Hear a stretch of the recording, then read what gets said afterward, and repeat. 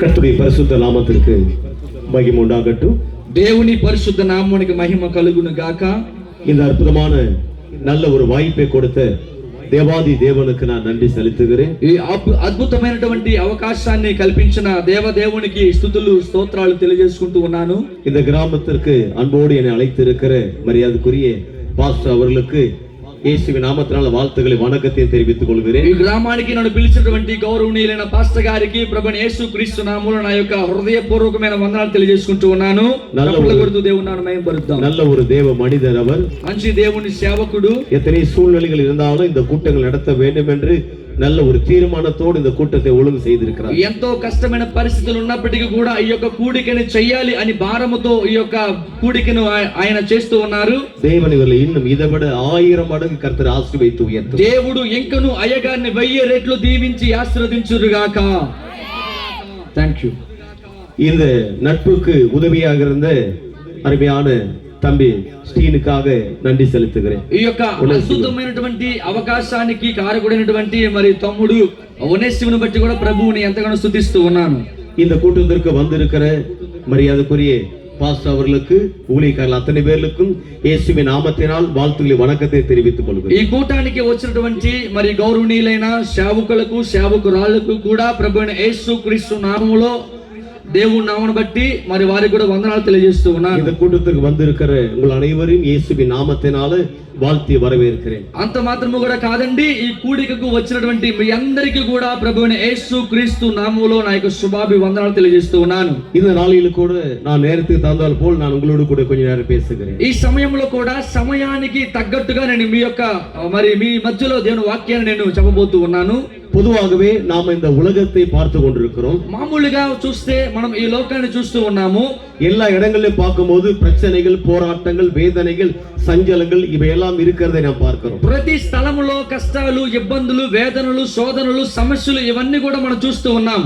எங்கு பார்த்தாலும் தற்கொலைகள், துக்கங்கள், ஜனங்கள் இந்த உலகத்துல நன்றாக வாழ்கிறது அதிக சதவீதங்கள் அதிகமாக இருக்கிறது. ఈ రోజున మనం చూస్తుంటే అనేకమైన సమస్యలను బట్టి మరి ఆత్మహత్యలు, అలాగే చాలా చెడు రకాలైనటువంటి మరి మత్తు పదార్థాలకు బానిసలైపోవడము, అనేకమైన కష్టాలకు ఇబ్బంది పడిపోవడము చాలా కుటుంబాల్లో మనం చూస్తూ ఉన్నాం.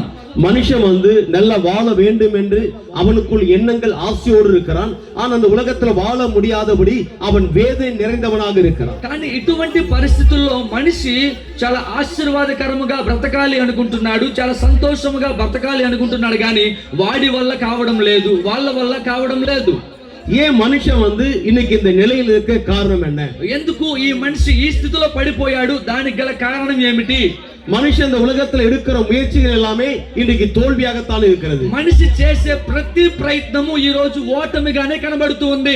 அவன் எடுக்கிற முயற்சிகள் எல்லாமே இன்னைக்கு உலகத்துல மேல வர முடியாதபடிக்கு அவன் சோர்ந்து போய் விடுகிறான். వాడు చేసే ప్రతి ప్రయత్నాలు కూడా ఓటమికి కారకముగా అయిపోతూ అతను చూస్తూ ఉన్నాడు, ఓటమినే చూస్తున్నాడు. இதுல படித்தவர்கள், பணக்காரர்கள் எத்தனை பேர்கள் இன்னைக்கு இந்த உலகத்துல தற்கொலை பண்ணி செத்து போகிறார்கள். ఈ యొక్క ఓటమిని చూసి చనిపోయిన వాళ్ళ లిస్టు మనం తమ్ముడు ఈ యొక్క లోకములో మరి ఆత్మహత్యలు, చనిపోయిన వారి లిస్టు మనం చూస్తే గనక బాగా చదువుకున్న వాళ్ళు, గొప్ప ధనవంతులే చాలా మంది ఆత్మహత్యలు చేసుకుంటున్నారు. இன்னைக்கு நல்லா இருக்க வேண்டும் என்ற நிலையில் இருக்கிறவர்கள் தொழில்கள், வேலைகள், வியாபாரங்கள் இன்னைக்கு செழித்தோங்கி இருப்பது கிடையாது. ఈ రోజున అనేక మంది బాగుండాలి అనుకునే వాళ్ళు ఎవరు కూడా వృద్ధిలోనికి రావడం లేదు. వాళ్ళు అనుకున్నది కూడా వాళ్ళు చూడలేకపోతున్నారు. இன்னைக்கு மனுஷனுக்குள்ளாக அநேக கேள்விகள் உண்டு. ஏன் வாழ்க்கை இப்படி இருக்கிறது, ஏன் என்னால மேல வர முடியல என்று அநேக கேள்விகள் உண்டு. அந்த கேள்விகளுக்கு இன்றைக்கு பதில் கொடுக்கும்படியாகத்தான் நான் வந்திருக்கிறேன். ఈ రోజున అనేకమైన మానవుల కుటుంబ జీవితాల్లో ఒక ప్రశ్న ఉంది. ఎందుకు నా జీవితం మారడం లేదు, ఎందుకు నా స్థితి ఇలానే ఉంది, ఎప్పుడు మారుతుంది అని ఎవరైతే అనుకుంటున్నారో ఆ ప్రశ్నకు జవాబును అందించడానికి నేను ఈ రోజు మీ మధ్యకి వచ్చి ఉన్నాను. మనిషి இந்த உலகத்தில் வியாதியோடு, கடனோடு, வேதனையோடு, தோல்வியோடு அவன் வாழ வேண்டிய அவசியம் கிடையாது. మనిషి యొక్క లోకములో ఓటమితో, అనారోగ్యముతో, బాధలతో, కష్టాలతో, అప్పులతో ఉండవలసిన అవసరం లేదు. இந்த உலகத்திலே மனிதனால இன்றைக்கு வெற்றியோடு ஜெயத்தோடு வாழ வாய்ப்பு உண்டு. ఈ రోజు చూస్తే అనేక మంది జయకరముగా జీవించగలడానికి మరి చాలా మార్గాలు దేవుడు చూపిస్తూ ఉన్నాడు. அந்த வெற்றிக்குண்டான வாய்ப்புகள் வழி தெரியாதனால தான் இன்னைக்கு மனுஷன் மரித்து போகிறான். అయితే ఎలా జయించాలి అనే దానికి మార్గము తెలియడం లేదు కాబట్టే వాళ్ళు ఆత్మహత్యలకు వెళ్ళిపోతున్నారు, మత్తు పదార్థాలకు వెళ్ళిపోతున్నారు, అనేకమైన ఇబ్బందులకు వెళ్ళిపోతున్నారు వాళ్ళు. இன்னைக்கு இந்த கிறிஸ்துமஸ் விழா மூலமாக அதற்குண்டான வழியை நான் உங்களுக்கு ఈ சொல்லுகிறேன். యొక్క క్రిస్మస్ సంబరాల ద్వారా దాని యొక్క మార్గం అంటే జీవితంలో ఎలా నేను జయించాలి అనే దానికి ఒక మార్గాన్ని ఈ క్రిస్మస్ సంబరాల ద్వారా మీతో తెలియజేస్తూ ఉన్నాను. இதற்குண்டான வேத வசனம் என்ன சொல்கிறது என்று இப்பொழுது பார்க்க போகிறோம். దీని కూర్చున్నటువంటి విషయాలు వాక్యములో ఏం సెలవిస్తుందో వాక్యం ద్వారా మనం చూసుకుందాం. பாருங்க, நல்ல தேவன் இந்த உலகத்தை பிரம்மாண்டமாக தேவன் படைத்திருக்கிறார். మంచి దేవుడు చూడండి ఈ లోకాన్ని చాలా బ్రహ్మాండముగా దేవుడు సృష్టించాడు.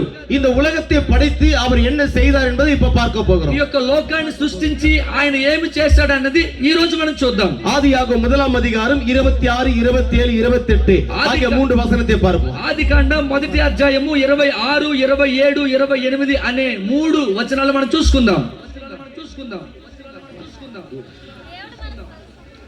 దేవుడు మన స్వరూపమందు మన పోలిక చొప్పున నరులను చేయుదము, వారు సముద్రపు చేపలను, ఆకాశ పక్షులను, పశువులను, సమస్త భూమి మీద ప్రాకు ప్రతి జంతువును ఏలుదురు గాకని పలికెను.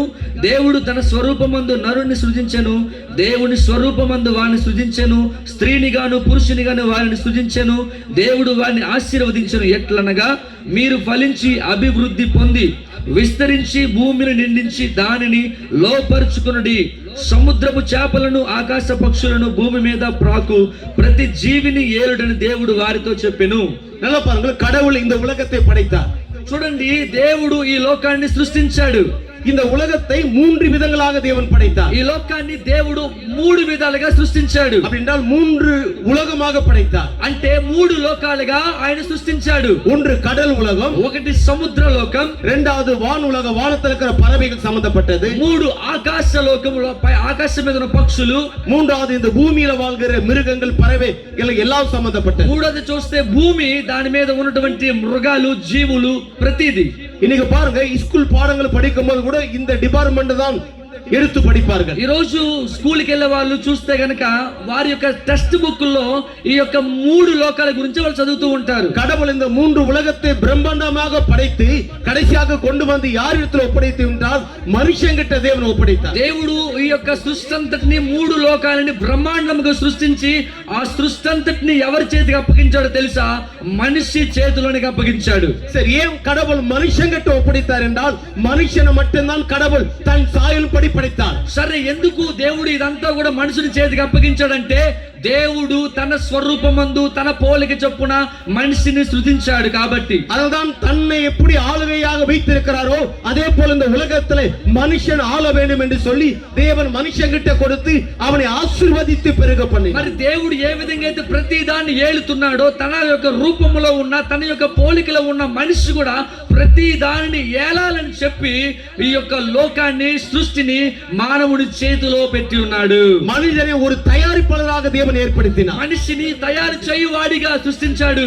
கடவுள் இந்த உலகத்திலே மரத்தை படைத்தார், మనిషిని அந்த మరத்திலிருந்து కదవు జన్నலை తయారిస్తాడు. దేవుడు ఒక వృక్షాన్ని తయారు చేశాడండి. ఆ వృక్షంలో నుంచి మనిషి కిటికీలను, తలుపులను ఎలా తయారు చేయడో దాన్ని తెలుసుకున్నాడు. அதனால்தான் மனிதனை மட்டும் தன் சாயல்படி படைத்து கடவுளுக்குள் என்னென்ன ஆற்றல் இருக்கிறதோ அத்தனை ஆற்றலையும் மனிதனுக்குள்ளாக தேவன் வைத்தார். కాబట్టి దేవుడు తన యొక్క పోలిక చొప్పున మనుషులను చేయడం మాత్రమే కాదు కానీ తన యొక్క జ్ఞానము కూడా మనుషులో పెట్టాడు. ஆனால் அதற்கு பிறகு பார்க்கிறோம், அதற்கு பிறகு கடவுளுக்கும் மனிதனுக்கும் பிளவுகள் ஏற்பட்டு விட்டது. అయితే తర్వాత మనం చూస్తే దేవునికి మానవునికి మధ్య సంబంధం అనేది తెగిపోయింది. கடவுள் சொன்ன காரியத்தை மனிதன் செய்யாமல் போய்விட்டான். దేవుడు చెప్పినటువంటి విషయాలను మనుషులు చేయలేకపోతున్నారు. என்றால் அவன் கீழ்ப்படியாமல் போய்விட்டான். చేయలేకపోయాడు అంటే దేవుని మాటకి లోబడలేకపోయాడు. அந்த கீழ்ப்படியவில்லை என்றால் என்ன அர்த்தம் என்றால் யார் சொன்னாங்களோ அந்த சொல்லப்பட்ட நபரையே வேண்டாம் என்று வெறுத்து தள்ளுவது. లోబడలేదు అంటే దాని అర్థం ఏంటో తెలుసా ప్రియ దేవుని బిడ్డలారా? ఎవరైతే ఒక మాట చెప్పారో ఆ మాట చెప్పిన వ్యక్తిని వాళ్ళు గౌరవించలేదని అర్థం. அப்போது அவன் கடவுளுடைய வார்த்தை தள்ளவில்லை, அதை சொன்ன கடவுளே தள்ளிவிட்டான். అయితే దేవుడి మాటని కాదండి, దేవుడు చెప్పిన వాక్యాన్నే వాళ్ళు వద్దు అనుకుంటున్నారు. இப்ப கடவுளுக்கும் மனிதனுக்கும் பிளவுகள் ஏற்பட்டு விட்டது. ఇప్పుడు మానవుడికి దేవునికి మధ్య సంబంధం తెగిపోయింది. மனிதன் கடவுளோடு கூட மகிமையில வாழ்ந்தான். అయితే ముందంతా కూడా దేవుడితో కలిసి మనిషి సహవాసం చేశాడు. దేవుడు మహిమలో మనిషి ఉన్నాడు అన్నమాట. இப்ப கடவுளுக்கும் மனிதனுக்கும் பிளவுகள் ஏற்பட்ட பிறகு அதாவது என்ன நடந்திருந்தால் மனிதன் மேலே పాపంగల్ వందది. ఎప్పుడైతే దేవునికి మానవుడికి సంబంధం తెగిపోయిందో మహిమతో నింపబడి ఉన్న మానవుడు శాపము పాపముతో నింపబడిపోయాడు. இந்த பாவத்துடைய நிலை என்றால் கடவுளும் மனிதனும் பிரிய முடியாத ஒரு அவல நிலை. ఈ యొక్క పాపపు స్థితి ఏంటంటే మనిషి దేవుడు, దేవుడు మనిషి ఇద్దరు కూడా అక్కడ కనెక్షన్ అనేది ఉండదు. ఎక్కడ పాపం ఉంటుందో అక్కడ దేవుడు ఉండలేడు. కాబట్టి కనెక్షన్ దేవునితో కట్ అయిపోతుంది. இப்ப கடவுளுக்கு முன்பாக மனுஷன் நிற்க முடியாத ஒரு நிலைக்கு நேராக அவன் தள்ளப்பட்டு விட்டான். ఆ పాపము ద్వారా లోబడలేదు కాబట్టి ఇప్పుడు దేవుని ముందు ఆ నరుడు నిలబడలేకపోతున్నాడు. கடவுள் மனிதனுக்காக வைத்திருந்த எல்லா மேன்மையும் ஆள வேண்டியவன், அதை உயர்த்தி பெருக வேண்டியவன் அந்த அந்தஸ்தை இழந்தவனாக போய்விட்டான். అయితే ఏమైందంటే ప్రియ దేవుని బిడ్డలారా, దేవుని మాట లోబడలేదు, దేవుని మాట ధిక్కరించాడు. కాబట్టి దేవుడు ఇచ్చే మేలును పొందలేకపోతున్నాడు, దేవుడిచ్చే ఐశ్వర్యాన్ని పొందలేకపోతున్నాడు, దేవుడిచ్చే సమస్తాన్ని కూడా ఆయన పొందలేకపోయాడు. இப்போது மனிதன் மேல என்ன வந்து விட்டதுனால் கடவுளை பிரிந்து வாழ முடியாத நிலை ஏற்பட்டு அப்படினால் பாவம் வந்த உடனே அந்த பாவத்துடைய நிலை அவன் மேல் శాపంగలు வந்து விட்டது. ఎందుకు అవన్నీ కూడా దేవుడిచ్చేటువంటి ఆయన పొందుకోలేకపోతున్నాడంటే ఆయన మీద ఉన్న ఆశీర్వాదం పోయి ఆయన మీదకి పాప శాపాలు వచ్చి పడ్డాయి.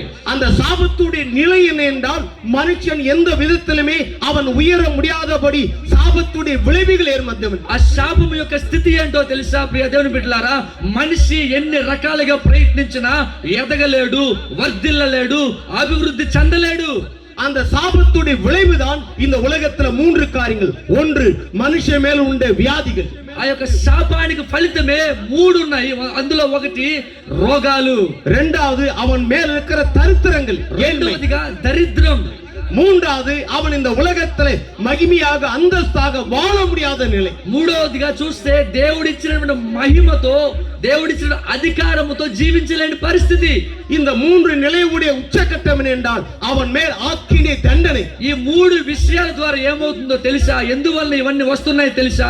దేవుని కోపాగ్ని ద్వారా ఇవన్నీ వస్తున్నాయి. அவன் இந்த உலகத்துல எந்த விதத்தில் அவன் சம்பாதிச்சாலும், எத்தனை பில்டிங் கட்டினாலும், எத்தனை கார்கள் வாங்கினாலும் மனிதனால முன்னேற முடியாத ஒரு அவல நிலை, శాపத்துடைய நிலைகள் ஏற்பட்டது. కాబట్టి ఎవరి మీదైతే శాపం ఉంటుందో ఈ 3 రకాల బాధలు ఉంటాయో వాళ్ళు ఎన్ని భవనాలు నిర్మించుకున్నా, ఎన్ని కారులు కొన్నా, ఎంత ఎదగాలని ట్రై చేసినా, ఎంత అభివృద్ధి చెందాలని ట్రై చేసినా వారి వల్ల సాధ్యం కానే కాదు. కారణం ఆయన మీద ఉన్న శాపం. இந்த சாபத்துடைய நிலைகள் தான் மனுஷன் வாழ்க்கையில அவன் என்ன முயற்சி எடுத்தாலும் இன்னைக்கு மேல வர முடியாத ஒரு அவல நிலை. ఆ యొక్క శాపమును బట్టి ఏమవుతుందంటే వాడు ఎంత పోరాడినా అభివృద్ధి చెందలేకపోతున్నాడు, ఎంత పోరాడినా ఆశీర్వదించబడలేకపోతున్నాడు, ఎంత పోరాడినా సుఖంగా బతకలేకపోతున్నాడు. அவன் இந்த உலகத்துல எத்தனை முயற்சிகள் எடுக்கிறான், எவ்வளவு ட்ரை பண்றான் பாருங்க, ஆனா மேல வர முடியாத நிலை. அப்படியே மேல வந்தான் என்றால் உடனே அவன் வீழ்ச்சியில் அடைந்து இந்த உலகத்தை விட்டே போய்விடுகிறான். అయితే ప్రియ దేవుని బిడ్డలారా, ఎంతగానో ట్రై చేసి ప్రయత్నించి ఏదో ఒక రీతిగా విజయం సాధించి అనుకున్న దానికి వెళ్ళిపోతే అతను ఏదైతే చూడాలనుకున్నాడు విజయాన్ని, ఆ విజయాన్ని చూసే టయానికి అక్కడి నుంచి కిందకి పడిపోతున్నాడు. இதுதான் மனிதனுடைய நிலை. ఇది మానవుని యొక్క స్థితి. இதுதான் இந்த உலகத்துடைய நிலை. ఇది లోకము యొక్క స్థితి. இதனாலதான் இந்த உலகங்கள் இன்னைக்கு இப்படி இருக்கிறது. అందుకే లోకము ఈ పరిస్థితిలో ఉంది. அவன் என்னதான் ட்ரை பண்ணாலும் மேல வர வாய்ப்பு கிடையாது. ఎందుకు మానవులు ఎంత ప్రయత్నించినా దీవించబడలేకపోతున్నారంటే కేవలం శాపం. ஒரு ஆய்வு சொல்லுகிறது, ఒక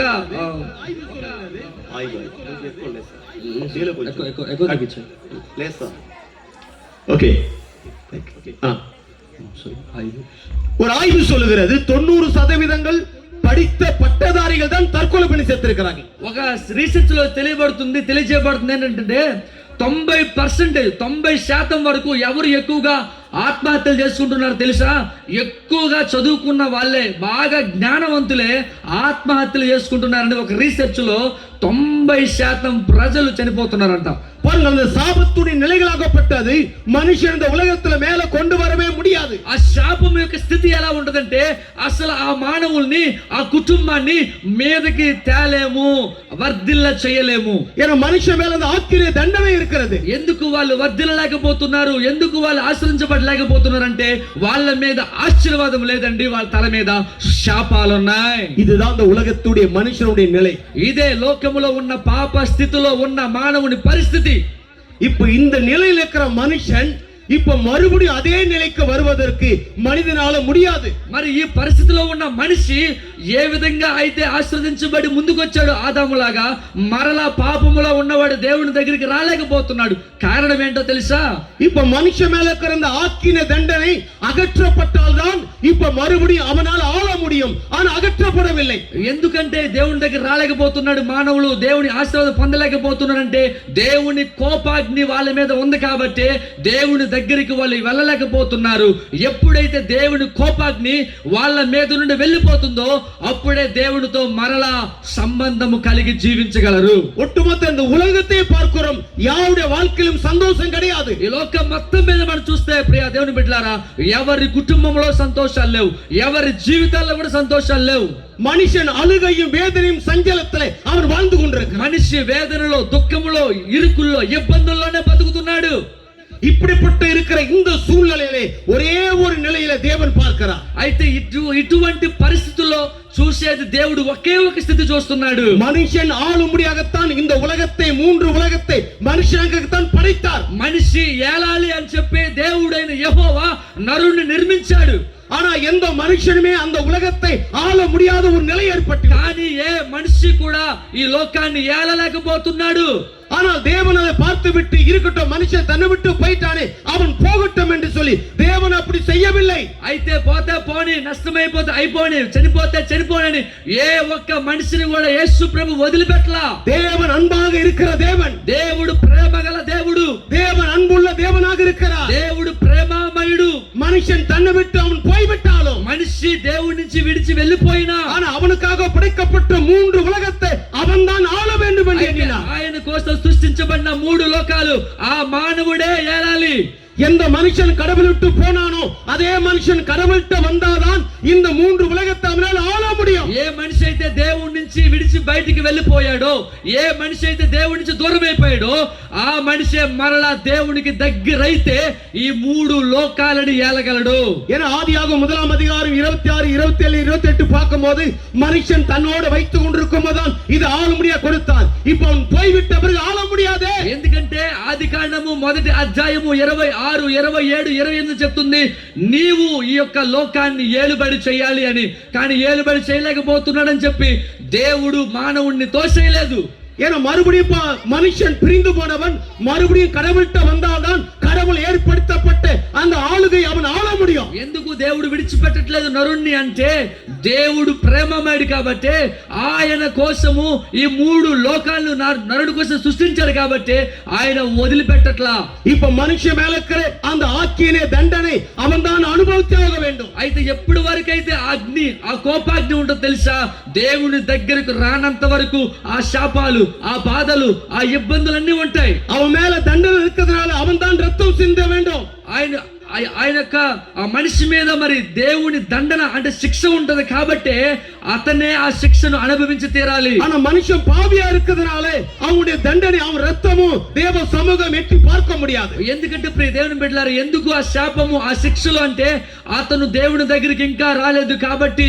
இப்ப அவன் மேல இருக்கிற சாபங்கள், அவன் மேல இருக்கிற பாவங்கள், தரித்திரங்கள் நீக்கப்பட வேண்டுமானால் அவனுக்கு ஒரு பெரிய பாவத்தின் மன்னிப்பு அவனுக்கு தேவையா అయితే இருக்கிறது. ప్రియ దేవుని బిడ్డలారా, ఆ పాపము నుండి, శాపము నుండి, బాధల నుండి, ఇబ్బందుల నుండి విడిపించబడాలంటే, ఆ శిక్ష నుండి విడిపించబడాలంటే ఏ మానవుడైతే దేవుని యొద్ద నుండి దూరమైపోయాడో, దూరమైపోయిన ఆ మనిషి మరలా దేవుని యొద్దకు వచ్చినప్పుడు మాత్రమే ఆ పాప, శాప, రోగ, రుగ్మతలన్నీ కూడా తొలగిపోతాయి. இப்போதான் கடவுள் பார்க்கிறார். ఇప్పుడు ఆ యొక్క దేవుడు చూస్తున్నాడు. ஐயோ, நான் மனிதனுக்காக இந்த உலகத்தை படைத்தேனே, అయ్యో ఈ లోకము ఒక నరుని కోసం సృష్టించాను కదా, மனுஷனை என் சாயல்படி படைத்தேனே, మనిషిని నా రూపంలో సృష్టించాను కదా, அவன் எங்கிட்டு தான் இருக்க வேண்டும், అతడు నా దగ్గర మాత్రమే ఉండాలి, நான் படைக்கப்பட்டது அவன் தான் ஆள வேண்டும், నేను సృష్టించింది అతడు ఏలుబడి చేయాలి, அதற்கு எடியா இருக்கிற தடையை இவர்தான் முடிவு கொண்டு வரணும். ఈ మనిషే అతను ముందుగా ఉన్న ఆటంకాలన్నిటినీ కూడా జయించుకొని ముందుకు రావాలి. ஆண்டவர் ஒரு முடிவை ஏற்படுத்தி, అయితే ఆ ఆటంకాలన్నిటికీ ఒక ముగింపు ప్రభువే చూపించాడు. மனுஷ மேல இருக்கிற எல்லா ஆக்கின தண்டனை அகற்றப்பட்டாக வேண்டும். మనిషి మీద ఉన్న ప్రతి అగ్ని, కోపాగ్ని, దేవుని శిక్షలన్నీ కూడా తొలగించబడాలి. அந்த ஆக்கின தண்டனை இருக்கிற வரைக்கும் அவனால் ஆள முடியாது, கடவுளோடு கிட்டி சேர முடியாது. ఆ కోపాగ్ని ఏ మానవుల మీద అయితే ఉంటుందో వాళ్ళు ఏలుబడి చేయలేరు, దీవించబడలేరు. ఎప్పుడైతే దేవుని యొద్దకు వాళ్ళు తిరిగి మళ్ళా వస్తారో అప్పుడే దేవుని యొక్క దీవెనలు పొందుకోగలరు. இப்ப தேவன் பண்ண ஒரு பெரிய ஏற்பாடு என்ன என்றால், అయితే దానికోసం దేవుడు ఏర్పాటు చేసిన గొప్ప ప్రణాళిక ఏంటో తెలుసా? கடவுளே இந்த பூமிக்கு வரும்படியான ஒரு நிகழ்ச்சியை ஏற்படுத்தினார். దేవుడే ఈ లోకానికి వచ్చేలాగా ఒక సందర్భాన్ని దేవుడు క్రియేట్ చేశాడు. ஏன்னா மனுஷ வாழ்க்கையில் அந்த சாபங்கள் தண்டனை இருக்கிறதுனால யாருக்குமே சந்தோஷம் கிடையாது. ఎందుకు ఈ దేవుడు ఈ లోకానికి రావాలంటే లోకంలో ఉన్న వాళ్ళందరూ కూడా బాధలు, ఇబ్బందులు, కష్టాలు, రోగ రుగ్మతల్లో, ఏడుపుల్లో ఉండే దేవునికి ఇష్టం లేదు కాబట్టి ఆయనను లోకానికి పంపించాడు యేసయ్యని. எந்த மனுஷன் வாழ்க்கையிலே வெற்றி ஜெயம் கிடையாது. ఏ ఒక్క మనిషి జీవితంలో జయము లేదు, సంతోషం లేదు.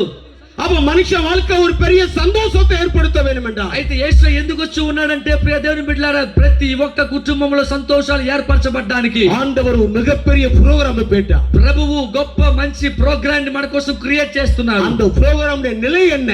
ఆ ప్రోగ్రామ్ యొక్క స్థితి ఏంటి? லூக்காவின் சுவிசேஷம் 1ஆம் அதிகாரம், లూకా సువార్త 2ஆம் அதிகாரம், 2ஆம் அதிகாరం 2వ అధ్యాయం 10-11 వాసింగ. 10-11 చూడండి. దావీదు పట్టణమందు నేడు రక్షకుడు మీ కొరకు పుట్టి ఉన్నాడు, ఈయన ప్రభువైన క్రీస్తు. దానికి ఇదే మీ కానవాలు. ఒక శిశువు పొత్తి గుడ్డలతో చుట్టబడి ఒక తొట్టిలో పండుకుని ఉండటం మీరు చూచెదరని వారితో చెప్పెను. தேவதூதன் சொல்லுகிறான், దేవుడు దూత చెబుతుంది, எல்லா ஜனத்திற்கும் மிகுந்த சந்தோஷத்தை ஏற்படுத்துகிற the good news ஒன்று சொல்லுகிறேன். ప్రజలందరికీ కలగబోవు మహా సంతోషకరమైన సువర్తమానము నేను మీకు తెలియజేయుచున్నాను దేవదూత చెప్తుంది. அது వరకు మనుష வாழ்க்கையில சந்தோஷம் கிடையாது. ఆ దేవదూత ఎప్పుడైతే చెబుతుందో ఆ ముందు రోజులంతా చూస్తే వాళ్ళ జీవితాల్లో సంతోషం, సమాధానం, ఇబ్బందుల్లోనే ఉన్నారు, సంతోషం లేదు. మనుష வாழ்க்கையில అనేక கேள்விகள், మనిషి జీవితంలో అనేక ప్రశ్నలు, మనుష மேல வர முடியாத அவல நிலை, మనిషి జీవితంలో పైకి రాని ఆ యొక్క చెడ్డ స్థితి. அப்பொழுதுதான் ஒரு குட் நியூஸ் சொல்லுகிறார். అప్పుడే శుభ వర్తమానము తెలియజేస్తుంది. எல்லா ஜனத்திற்கும் மிகுந்த சந்தோஷம் ஏற்படுத்துகிற கர்த்தராகிய இயேசு உங்களுக்காக பிறந்திருக்கிறார். ఏం చెప్తుందంటే ప్రజలందరికీ కలగబోవు మహా సంతోషకరమైన సువర్తమానము నేను మీకు తెలియజేస్తున్నాను. దావీదు పట్టణమందు నేడు రక్షకుడు మీ కొరకు పుట్టి ఉన్నాడని చెప్పి. இயேசு இந்த பூமியில பிறக்க வேண்டும். యేసు ఎందుకు ఈ లోకములో పుట్టాలి? இயேசு இந்த உலகத்துல வளர வேண்டும். యేసయ్య ఎందుకు ఈ లోకానికి రావాలి? இயேசு இந்த பூமியில வெளிப்பட வேண்டும். యేసు ఎందుకు ఈ లోకానికి బయలుపరచబడాలి? இயேசு என்ற கடவுள் ஏன் தோன்ற வேண்டும்? యేసు అనే ప్రభు ఎందుకు రావాలి? இயேசு இந்த பூமிக்கு செயல்பட வேண்டும். యేసయ్య ఎందుకు ప్రతి ఒక్క కార్యాలు చేయాలి? இயேசு இந்த பூமிக்கு வந்தாக வேண்டும். యేసు ప్రభు ఎందుకు ఈ లోకానికి ఖచ్చితంగా వచ్చి తీరాలి? ஏசாயா 53ஆம் அதிகாரம் 5ஆம் வசனம். యెషయా గ్రంథం 53 5వ వచనం.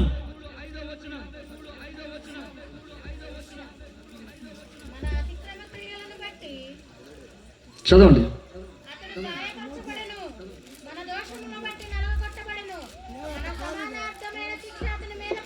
స్తోత్రం. చాలండి. நல்லா கவனிச்சு பாருங்க.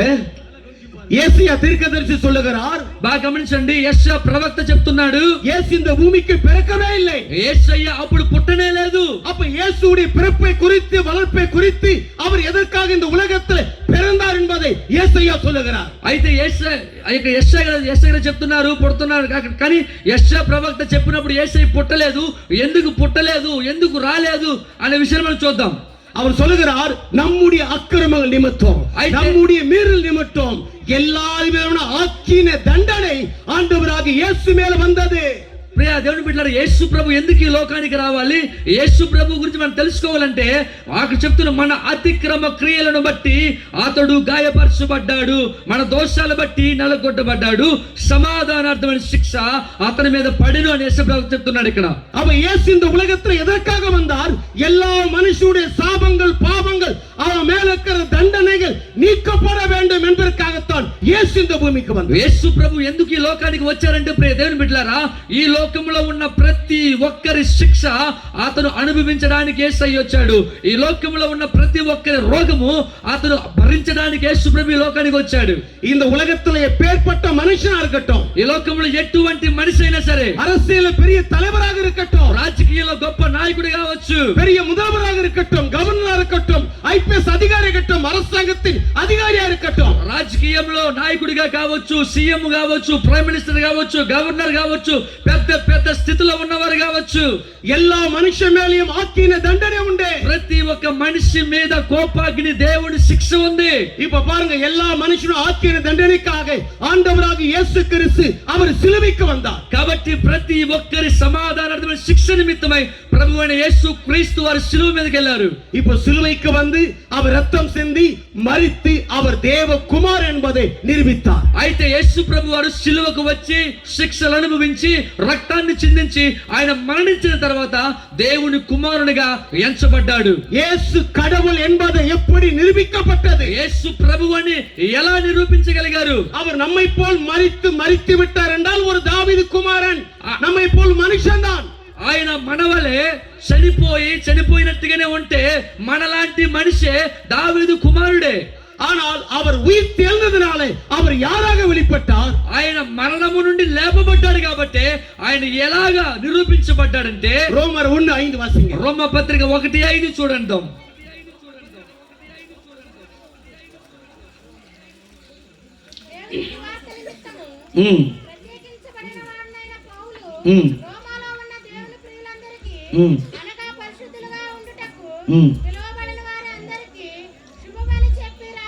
చాలండి, நல்லா கவனிச்சு பாருங்க, బాగా గమనించండి. அவர் மரித்து உயிர் தெழுந்ததினால, ఆయన మరణించి తిరిగి లేచినందువలన அவர் தேவனுடைய குமாரனாக வெளிப்பட்டார். ఆయన దేవుని కుమారుడిగా నిరూపించబడ్డాడు. அவர் ఆండవரும் இயேசுவாக மாற்றப்பட்டார். ప్రభువైన యేసుగా మార్చబడ్డారు. இப்ப பாருங்க, இந்த இயேசு இப்போது கடவுளாக விளங்குகிறார். ఈ యొక్క యేసు ప్రభువు దేవుడిగా మార్చబడుతున్నారు. మనుషనాக விளங்கல, మనిషిగా కాదు. எந்த கடவுளாக விளங்குகிறார் என்றால், ఎందుకు ప్రభువుగా కనిపిస్తున్నాడంటే எல்லா மனுஷனுடைய అక్రమத்தை నివృత్తియాக்கப்பட்ட கடவுளாக விளங்குகிறார். ప్రతి ఒక్కరి శిక్షను ఆయన తొలగించడానికి శిలువ మీద ఉన్నాడు కాబట్టి ఆయన ప్రభువుగా ఉంటున్నాడు. இன்னைக்கு அநேகர் வந்து இந்த இயேசு கிறிஸ்துவை ஒரு மதம் என்று சொல்லுகிறார்கள். ఈ రోజు అనేక మంది యేసుక్రీస్తు ప్రభు అంటే ఇది ఒక మతం అని చెప్తున్నారు. ஏதோ சபை நடத்துறாங்க, ஏதோ கூட்டம் போடுறாங்க, மதத்தின் கூட்டம் என்று சொல்லுகிறார்கள். ఏదో సంఘం అంటున్నారు, ప్రార్థన చేస్తున్నారు, వస్తున్నారు, వెళ్తున్నారు, ఇది ఒక మతానికి సంబంధించిన కూటం అంటున్నారు. இயேசு மதத்தின் தலைவர் அல்ல. యేసు ప్రభువు మతానికి నాయకుడు కాదు. எல்லா ஆக்கின தண்டனையும் தீர்க்கப்பட்ட கடவுளாக விளங்குகிறார். ప్రతి శిక్షను తొలగించే ప్రభువుగా బయలుపరచబడుతున్నాడు. சரி, இப்ப ஒரு கேள்வி. ఇప్పుడు ఒక ప్రశ్న. சரிங்க, இந்த இயேசுவை ஒரு மனுஷன் நம்பினால் என்ன நடக்கும்? ఈ యొక్క యేసు ప్రభువుని ఒక మనిషి నమ్మితే ఏం జరుగుతుందో చూద్దాం. யோவான் 1:9 சொல்லுகிறது, యోహాను సువార్త 1:9 చెబుతుంది, இவர் எந்த மனுஷனை பிரகாசிப்பிக்கிற மெய்யான ஒளி. ఇతను ప్రతి మనుషుని వెలిగించగల నిజమైన దేవుడు అంటుంది. அப்ப இந்த இயேசுவை விசுவாசிக்கும் போது அவன் வாழ்க்கை எப்படி மாறுகிறது என்றால், இந்த உலகத்துல பிரகாசமாக மாறுகிறது. యేసు ప్రభుని ఎవరైతే అంగీకరిస్తున్నారో వారి జీవితం ఎలా మారుతుందో తెలుసా? వెలుగుమయముగా మారుతుంది. பாருங்க, சாபத்துல தண்டனையில இருந்த மனுஷன், చూడండి, శాపములో శిక్షలో ఉన్న మనిషి. வேதம் சொல்லுகிறது, யோவான் 1:12, వాక్యం సెలవిస్తుంది యోహాను సువార్త 1:12, அவர் நாமத்தின் மேல் விசுவாசம் உள்ளவராய் அவரை ஏற்றுக்கொண்டவர் எத்தனை பேரோ அத்தனை பேரும் தேவனுடைய பிள்ளைகளாகும்படி தேவன் அதிகாரம் கொடுத்தார். ఆయన నామం ముందు విశ్వాసం ఉంచి వారు ఎంతమంది అయితే ఉంటున్నారో వారందరూ కూడా దేవుని పిల్లలు అవడానికి అధికారాన్ని ఇచ్చాడు. அப்படி என்றால் இயேசுவை ஒரு மனிதன் ஏற்றுக்கொள்ளும் பொழுது, விசுவாசிக்கும் போது அவன் கடவுளுடைய பிள்ளையாக மாறிவிடுகிறான். అలాగైతే యేసు ప్రభువుని ఒక మనిషి సొంత రక్షకుడిగా అంగీకరిస్తే, నా దేవుడిని హృదయంలోనికి తెచ్చుకుంటే దేవునికి కుమారుడిగా కుమార్తెలుగా మార్చబడుతున్నారు. இப்ப பிள்ளையாக மாறின பிறகு அவன் மேல் ஆக்கின தண்டனை கிடையாது. ఇప్పుడు పుత్రులుగా మారిన తర్వాత వాళ్ళ మీద శిక్ష లేదు. அவன் மேல சாபத்தின் தண்டனை கிடையாது. వారి మీద శాపమునకు కలిగే శిక్ష లేవు. அவன் மேல எந்த ஆக்கினை கிடையாது. వారి మీద ఏ శిక్షలు లేవు. அவனுடைய வாழ்க்கை வேற நிலைக்கு நேராக மாறும். వారి యొక్క స్థితి వేరొక స్థితిలోనికి మార్చబడుతుంది. రోమర్ 4:25 వాసింగ. రోమీయులకు రాసిన పత్రిక 4:25 చూడండి. அடுத்தது ரோமர் 5:1 வாசம். తర్వాత రోమిలి రాసిన పత్రిక 5:1 ఆయన మన అపరాధముల నిమిత్తం అప్పగించబడి మనము నీతిమంతులముగా తీర్చబడుటకై లేపబడిను. 1:5 కాబట్టి విశ్వాస మూలమున మనము నీతిమంతులముగా తీర్చబడి మన ప్రభువైన యేసు క్రీస్తు ద్వారా దేవునితో సమాధానము కలిగి ఉందము. நல்லா விளங்கிக் கொள்ளுங்கள். బాగా అర్థం చేసుకోండి. இங்க அமர்ந்து கொண்டிருக்கிற நீங்களும் கேளுங்கள். ఇక్కడ కూర్చున్న మీరు ఒకసారి వినండి. இந்த இடத்துக்கு வராம இருக்கிற இயேசுவை ஆண்டவன் ஏற்றுக்கொள்ளாம இருக்கிற நீங்களும் கேளுங்கள். ఇక్కడికి రాని వారు యేసుని అంగీకరించని వారు మీరు వినండి. ஒரு மனுஷன் கடவுளை ஏற்றுக்கொள்ளும் பொழுது அவன் கடவுளோடு பிள்ளையாக நீதிமானாக மாறுகிறான். ఒక మనిషి యేసు ప్రభువుని ఎప్పుడైతే సొంత రక్షకుడిగా అంగీకరిస్తాడో అతను పుత్రుడిగాను నీతిమంతునిగాను తీర్చబడుతున్నాడు. நீதிமான் என்றால் என்ன? 3 காரியங்கள். నీతిమంతుడు అంటే ఏంటి? 3 కార్యాలు ఉన్నాయి. 1 குற்ற மனசாட்சி இல்லாதவன். 1 குற்ற மனசாட்சி. తీర్పు తీర్చేది లేదు. 2வது மனத்தாழ்மை இல்லாதவன், தாழ்வு மனப்பான்மை இல்லாதவன். దీనస్థితి లేదు. 3வது கடவுளிட்ட தைரியமாக வரக்கூடியவன். 3వదిగా దేవుడి యొద్దకు ధైర్యంగా వెళ్ళొచ్చు. இப்ப அவன் நிலை எங்க இருக்கு? ரோமர் 5:1 பார்க்கிறோம். ఇప్పుడు நம்மை கொண்டு வந்து அவருடைய குடும்பத்துல இணைத்து விட்டான். ఇప్పుడు ఆయన స్థితి ఏ విధంగా మారిపోయిందంటే క్రీస్తుని అంగీకరించిన తర్వాత రోమిలి రాసిన పత్రిక 5:1 దేవుడు కుటుంబంలో చేర్చబడ్డాడు. நான் சொல்கிறேன், நீங்கள் எந்த நிலையில் இருந்தாலும் நீங்கள் வாழ்வதற்கு ஒரு வாய்ப்பு உண்டு. నేను చెప్తున్నాను, మీరు ఏ స్థితిలో ఉన్నా మీరు జయించడానికి జీవించడానికి ఒక మార్గం ఉందని చూడాలి. நீங்கள் எந்த குடும்பத்தில் பிறந்திருக்கலாம், எந்த சமுதாயத்தில் இருக்கலாம், మీరు ఏ కుటుంబంలో ఉండొచ్చు, ఎటువంటి సముదాయంలో ఉండొచ్చు. ఒక నిమిషం తాత తాత తాత వెయిట్, తర్వాత తీసుకుంటూ వినండి వినండి వినండి. దేవునికి స్తోత్రం. ఓకే ఓకే ఎంత ஒரு நிமிஷம், ఒక్క నిమిషం. இவ்வளவு நேரம் உட்கார்ந்து கேட்டிருக்கீங்க. ఎంతసేపు దేవుని వాక్యాన్ని విన్నారు? இதுதான் ஃபைனல் முடிக்க போறோம். ఇప్పుడు నేను ముగించబోతున్నా. చివరి நல்லா கவனிச்சு பாருங்க. బాగా గమనించండి. நீங்களும் கேளுங்க, தேவன் அறியாதவங்களுக்கு கேளுங்க. మీరు వినండి, దేవుని అంగీకరించిన వారు వినండి. இப்ப மனிதனை கொண்டு வந்து தேவனுடைய குடும்பத்துல இணைச்சு, ఇప్పుడు మనిషిని తీసుకుని వచ్చి క్రీస్తును అంగీకరించిన వాడిని దేవుడి కుటుంబంలోనికి తీసుకున్నారు. இப்ப தேவனுடைய குடும்பத்துல இணைக்கப்பட்ட பிறகு அவன் வாழ்க்கை எப்படி மாறுது? ఇప్పుడు దేవుడి కుటుంబంలోనికి వచ్చిన మనిషి యొక్క జీవితం ఏ విధంగా మారిపోయింది తెలుసా? இதுதான் யோவான் சொல்லுகிறார், எந்த மனுஷனையும் பிரகாசிப்பிக்கிற மெய்யான ஒளி. అదే యోహాను సువార్తలో చెబుతుంది, ప్రతి మనిషిని వెలిగించగల వెలుగై ఉన్నాడు మన యేసయ్య. பாருங்க, இந்த இயேசு கிட்ட எந்த மனுஷன் வந்தாலும் அவன் கீழே போக முடியாது, அவன் மேலாகத்தான் வர முடியும். చూడండి, యేసయ్య దగ్గరికి ఎవరైతే వస్తున్నారో వాళ్ళు కిందకి వెళ్ళిపోరండి.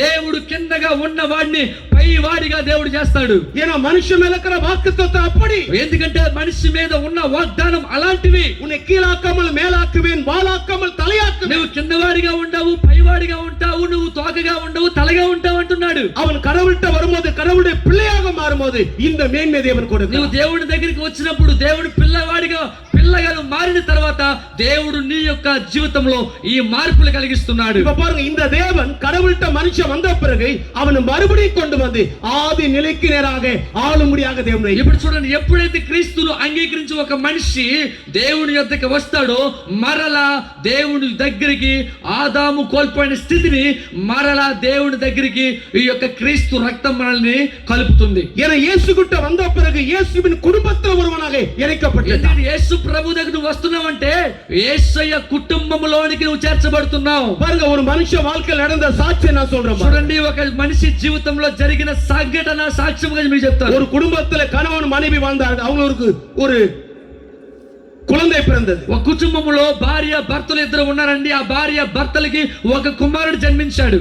அந்த குழந்தையை வளர்த்தார்கள், 1.5 வயசானது. ఆ కుమారుణ్ణి పెంచారు, అతనికి 1.5 సంవత్సరం అయింది. அந்த 1.5 వయసు ஆன பிறகு அந்த குழந்தையை கொண்டு வந்து இன்னொரு கிராமத்துல 150 ரூபாய்க்கு அவங்க வித்துட்டாங்க. ఆ 1.5 సంవత్సరం అయినటువంటి ఆ బాలుణ్ణి 150 రూపాయలకి అమ్మేశారు. பெத்த தாய் தகப்பன் இந்த காரியத்தை செய்தார்கள். సొంత తల్లిదండ్రులే పుట్టిన బాలుణ్ణి 150 రూపాయలకి అమ్మివేశారు. அதை யார் வாங்கினாங்கன்னா, அந்த கிராமத்துல குழந்தை பாக்கியம் இல்லாத ஒருவர் அந்த குழந்தையை வாங்கினாங்க. ఆ 150 రూపాయలకి ఎవరు తీసుకున్నారంటే, గర్భము దాల్చలేని పరిస్థితిలో ఉన్న వాళ్ళు, పిల్లలంటే ఇష్టమైన ఉన్న వాళ్ళు ఆ 150 రూపాయలు ఇచ్చి ఆ పిల్లవాడిని కొనుక్కున్నారు. நல்லா பாருங்க, அதன் பிறகு அந்த குழந்தை வளர்ந்தது.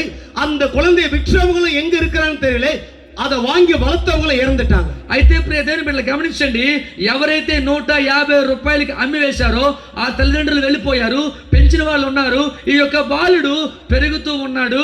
అయితే తల్లిదండ్రులు ఎవరో తెలియదు, అక్కడ పెంచిన వాళ్ళే ఉన్నారు. చివరిగా మనం చూస్తే అక్కడ పెంచిన వాళ్ళు చనిపోయారు, అమ్మేసి వెళ్ళిపోయిన వాళ్ళు కూడా చనిపోయారు. இப்போ அந்த குழந்தை இந்த உலகத்துல மேல வளருவதற்கு வாய்ப்பே இல்லாமல் போய்விட்டது. అయితే ఈ యొక్క బాలుడు పరిస్థితి ఏ విధంగా మారిపోయిందంటే ప్రియ దేవుని బిడ్డలారా, అక్కడ 150 రూపాయలకి అమ్మి వేసిన వాళ్ళు చనిపోయారు, పెంచుదాం అనుకున్న వాళ్ళు కూడా చనిపోయారు. ఈ యొక్క బాలుడు ఒక్కడే మాత్రమే మిగిలిపోయాడు. நல்ல பாருங்கள், ஒரு காலகட்டம் வந்த பிறகு அந்த குழந்தை ஆண்டவராக இயேசுவை வளர்ந்த பிறகு இயேசுவை ஏற்றுக்கொண்டது. ఒక కాలం వచ్చిన తర్వాత ఆయన పెరిగి పెద్దవాడై యేసు ప్రభువును అంగీకరించే ఒక తరుణం అనేది ఏర్పడింది. இதன் வேதம் சொல்கிறது யோவான் 1:9, எந்த மனுஷன் இயேசு கிறிஸ்து எந்த மனுஷனையும் பிரகாசிக்க வைக்கிறவர். అందుకే నేను చెప్పాను కదా, యోహాను సువార్త 1:9 ప్రతి మనిషిని వెలిగించడానికి వచ్చిన నిజమైన వెలుగు యేసయ్య అని. அதன் பிறகு நடந்தது என்ன? அந்த பிள்ளையை ஆண்டவர் ரட்சித்து இந்த உலகத்தில் ஆசీర్వదించాர். అయితే అక్కడ జరిగిన సంఘటన ఏంటంటే, అక్కడ 150 రూపాయలకి అమ్మి వేసిన వాళ్ళు చనిపోయారు, ఇక్కడ పెంచుదాం అనుకున్న వాళ్ళు చనిపోయారు. ఈ బాలుడు ఒక్కడే మిగిలిపోయాడు. లోకంలో పడిపోయి చెడిపోయి ఉన్న వ్యక్తిని దేవుడు పట్టుకున్నాడండి. అక్కడ జరిగిన సంఘటన చెప్తాను వినండి. நல்லா பாருங்கள், இப்போ அந்த பிள்ளை ஒரு ஊர்ல இன்னைக்கு வளர்ந்து கொண்டிருக்கிறது. ఇప్పుడు ఆ యొక్క బాలుడు రక్షించబడి దేవుణ్ణి ఎరిగి నిజ రక్షకుడిగా అంగీకరించిన వ్యక్తి ఒక గ్రామంలో సువార్తికుడిగా మారాడండి. இன்னைக்கு அந்த 150 ரூபாய்க்கு வாங்கி விற்கப்பட்ட பிள்ளை யார் என்பதை உங்களுக்கு நான் இன்னைக்கு அடையாளம் காட்டுகிறேன். ఆ సువార్తికుడిగా మారిన వ్యక్తి 150 రూపాయలకి అమ్మి వేయబడిన వ్యక్తి ఎవరో ఈ యొక్క సమయంలో మీకు నేను చూపిస్తాను. அந்த 150 ரூபாய்க்கு வாங்கி விற்கப்பட்ட பிள்ளை யாரும் கிடையாது, உங்களுக்குண்டாக பேசிக் கொண்டிருக்கிற நான் தான் அவன். ఆ 150 రూపాయలకి అమ్మి వేసినటువంటి వ్యక్తి మరి ఇంకెవరో కాదండి, మన మధ్యలో ప్రసంగిస్తున్న పాస్టర్ గారే. చప్పట్లు కొడుతూ దేవుని నామమున మహిమ పరుద్దాం. பாருங்கள், பெத்த தாய் தந்தை யார் என்று எனக்கு தெரியாது. చూడండి, ఈయన గారికి సొంత తల్లిదండ్రులు ఎవరో తెలియదు. என்ன பெத்த தாய் தந்தை எனக்கு விற்கப்பட்ட ரேட்டு 150 ரூபாய். నా సొంత తల్లిదండ్రులు నన్ను అమ్మి వేయబడ్డానికి ఖరీదు ఎంత తెలుసా నాకు చేసింది? 150 రూపాయలు నా ఖరీదు. ஆனால் என்னைக்கு ஆண்டவராக இயேசு கிறிஸ்துவை சொந்த இரட்சகராக ஏற்றுக்கொண்டனோ எல்லா ஆக்கினை தரித்திரங்கள் என்னை விட்டு போய்விட்டது. ఎప్పుడైతే యేసు క్రీస్తుని నేను సొంత రక్షకుడిగా అంగీకరించానో అప్పుడే నాలో ఉన్న ప్రతి శాపము, రోగము, రుగ్మత, దేవుడి కోపాగ్ని అంతా కూడా పోయింది. இதுதான் வேதம் சொல்லுகிறது, எந்த மனுஷனை பிரகாசிப்பிக்கிறவர் மெய்யான ஒளி. అదే దేవుడి వాక్యం సెలవిస్తుంది, ప్రతి మనిషిని వెలిగించగల నిజమైన వెలుగు నజరేయుడైన యేసు క్రీస్తు. நீங்கள் இந்த உலகத்துல ஏழையா இருக்கிறீங்களா? ఈ రోజు నువ్వు పేదవాడిగా ఉన్నావా, పేదరాలిగా ఉన్నావా? కుటుంబத்துல దరిద్రமா இருக்கிறீங்களா? కుటుంబంలో దరిద్రంతో ఉన్నావా? உங்கள் கணவன் குடிகாரனா இருக்கிறானா? ఈ రోజు నీ యొక్క భర్త తాగుబోతే ఉన్నాడా? வாழ்க்கையில மேல வர முடியாத நிலையா? జీవితంలో పైకి రాలేకపోతున్న స్థితి. என்ன வாழ வைத்த ஆண்டவராக இயேசு உங்களை வாழ வைப்பார். నన్ను జీవింపజేసే దేవుడు నిన్ను, నీ కుటుంబాన్ని జీవింపజేస్తాడు. நான் சென்னையில ஒரு రౌడీயாக இருந்தவன். నేను చెన్నైలో ఒక రౌడీగా బతికాను. நான் ஒரு డ్రింక్స్ మ్యాన్ ஆக இருந்தவன். నేను ఒక తాగుబోతుగా బతికాను. நான் సారాయితే వ్యాపారం பண்ணினவன். నేను సారాని కూడా అమ్మాను. நான் அரசியல்ல இருந்தவன். నేను రాజకీయంలో ఉన్నవాడిని. நான் சினிமா சின்புள்ள இருந்தவன். నేను సినిమా ఫీల్డ్ లో ఉన్నవాడిని. ஆனா எல்லாத்தையும் வாழ்க்கை அழிவுக்கு நேராக போனது. ప్రతిదీ కూడా నా జీవితాన్ని నాశనము గుండా తీసుకెళ్ళింది. ஆண்டவராக இயேசு கிறிஸ்து கடவுளாக ஏற்றுக்கொண்ட కానీ ప్రభువైన యేసు క్రీస్తు ప్రభువుని ఎప్పుడైతే అంగీకరించానో இன்னைக்கு நான் அநாதை கிடையாது. ఇప్పుడు నేను అనాథ కాదు. எவ்வளவு ஜனங்கள் எனக்கு கொடுத்திருக்கிறார். చాలా మంది ప్రజలు దేవుడు నాకు ఇచ్చాడు. தேவன் சபைகளை கொடுத்திருக்கிறார். చాలా సంఘాలు దేవుడు నాకు ఇచ్చాడు. அந்த ரவி தான் இன்னைக்கு உங்கள் மத்தியிலே பேசிக்கொண்டிருக்கிறார். ఈ రోజు మీ మధ్య మాట్లాడుతున్నాడు. இந்த இயேசுவை ஏற்றுக்கொண்ட ஒருவரை ஆண்டவர் விட்டது கிடையாது. యేసు ప్రభువుని ఎవరైతే అంగీకరిస్తారో మిమ్మల్ని దేవుడు విడిచిపెట్టడు. இயேசுவை ஏற்றுக்கொள்ளால் நான் சொல்லுகிறேன், యేసుని అంగీకరించి నేను చెప్తున్నా, இந்த இயேசுவை நம்புங்கள். ఈ యేసుని నమ్మండి. இயேசுவை ஏற்றுக்கொண்டிருக்கிற உங்களுக்கு சொல்றேன், இவரை விசுவாசிங்கள். యేసుని అంగీకరించిన మీకు చెప్తున్నా, యేసుని విశ్వాసం ఉంచండి. உங்க வாழ்க்கை மாறும். నీ జీవితం మారుతుంది. உங்க வாழ்க்கை பிரகாசமா నీ மாறும். జీవితం ప్రకాశవంతంగా நீங்க మారుతుంది. எந்த நிலையில இருந்தாலும் ఏ స్థితిలో ఉన్నా గానీ என் ஆண்டவர் உயர்த்துவார். నా ప్రభువు నిన్ను లేపుతాడు. இந்த உலகமே உங்களை கைவிட்டு ఈ లోకమే నిన్ను విడిచిపెట్టొచ్చు. சொந்த குடும்பமே கைவிட்டு సొంత కుటుంబమే విడిచిపెట్టొచ్చు. இயேசு ஒருபோதும் கைவிட மாட்டார். యేసయ్య చెయ్యి విడిచిపెట్టని వాడు. இயேசு உங்களை ஆசీర్వదిப்பார். యేసు మిమ్మల్ని దీవిస్తాడు. தேவன் உங்களை உயர்த்துவார். దేవుడు మిమ్మల్ని లేపుతాడు యేసు నామములో. ఆమేన్. God bless you. గట్టిగా చెప్పండి కొడదాం. దేవుని నామమునకు మహిమ కలుగును గాక. చక్కగా మరి తల్లిదండ్రులు కూడా అమ్మేశారు. పెంచుకోవడానికి తీసుకున్న వాళ్ళు కూడా చనిపోయారు. ఎవరూ లేనటువంటి పరిస్థితిలో ఉన్నాడు. గొప్ప సాక్ష్యం. ఆ సాక్ష్యం ఇంకా పూర్తిగా చెప్పాల, సమయం సరిపోలా. ఆ సాక్ష్యం చాలా గొప్పది. అది నేను విన్న తర్వాతనే ఆ సేవకుడిని ఆహ్వానించా. ఆ సాక్ష్యం విన్నాకనే నేను ఆ సేవకుడిని ఆహ్వానించా.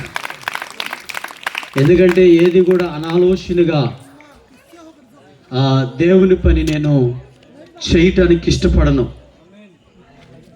ఆ దేవుని మహాకృపను బట్టి నిజంగా మంచి సేవకుడు మంచి వర్తమానం మనకిచ్చాడు.